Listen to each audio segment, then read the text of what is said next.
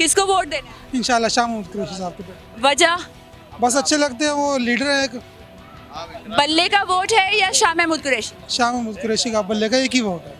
अच्छा, आप वोट देंगे शाह महमूद कुरैशी साहब को या जैन कुरैशी को उनकी अपनी वजह से, उनकी कारकर्दगी से क्या क्या बेहतरी आई इलाके में उनके आने के? इंशाल्लाह आएगी बेहतरीन, अब मजीद आएगी तो अब मजीद आएगी, महंगाई कम होगी। इंशाल्लाह इंशाल्लाह कम होगी। जी अस्सलाम वालेकुम, क्या नाम है? चौधरी फयाज अली, चौधरी काउंसलर यहाँ का, यहाँ के जनरल काउंसलर। मुझे ये बताएं कि वोट किसको दिया था? पीटीआई को, पीटीआई को कुरैशी को, इमरान खान को। और जो दूसरा वोट था एमपी वाले इलेक्शन का उसका वो भी शाह महमूद कुरैशी साहब को, शाह महमूद कुरैशी साहब को। अगला वोट किसका है?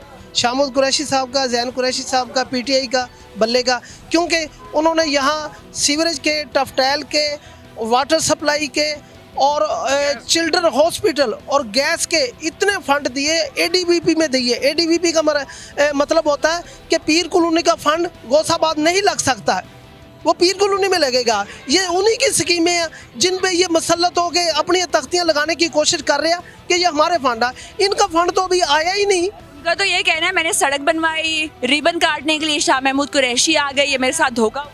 नहीं, सब फंड एडीबीपी में डला हुआ। जब छोटा सा एक प्लाट लेके उसको बनाने लगो ना, सबसे पहले नक्शे वाला बनाते हैं, मिस्त्री को बुलाते हैं, उसका एस्टीमेट लगाते हैं, फिर उसके लिए फंड अरेंज करते हैं, फिर महकमे को देते हैं, फिर ठेकेदार होते हैं। इतने प्रोसेस को कम से कम 6 महीने लगते हैं। ये अभी इनको 2 महीने हो गए, इनके फंड कहाँ से आ गए?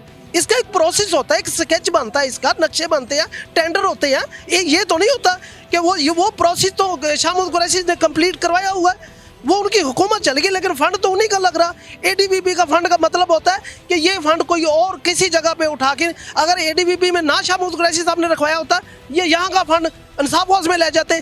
अच्छा, ये इतने ही अभी भी इंसाफ हाउस है? नहीं, अभी तो इंसाफ हाउस नहीं है, यही कहते हैं इंसाफ हाउस है। अब तो लोटा हाउस है वो, बल्कि लोटा भी नहीं, ये लोटी हाउस है। लोटी क्यों? हाँ जी, इसने इमरान खान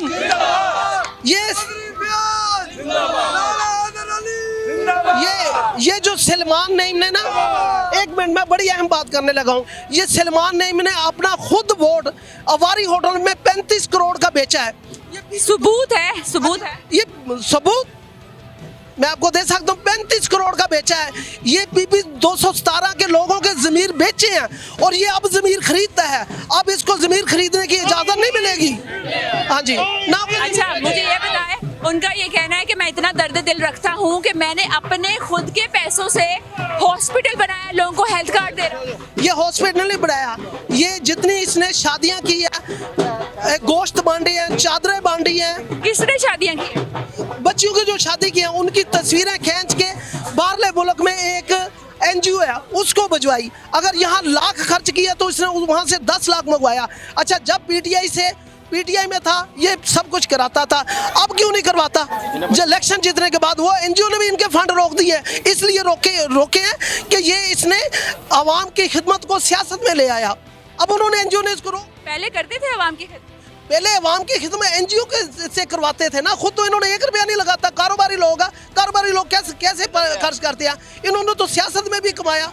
35 करोड़ रुपए का अपना वोट बेचा, अवारी होटल में लाहौर में पैसे लिए इन्होंने। अच्छा, मुझे आपने ये बताना है कि कहा ये जा रहा था, अफवाहें फैली हुई थी हर साइड पे कि जो सलमान नईम साहब है उन्होंने वो इलाके के लोगों को मोटरसाइकिल दिए हैं, जबकि हमने जब सलमान साहब से पूछा तो उन्होंने कहा कि मैंने तो किसी को नहीं दिए, कोई आके मुझे कहे कि मैंने दिए उनको मोटरसाइकिल।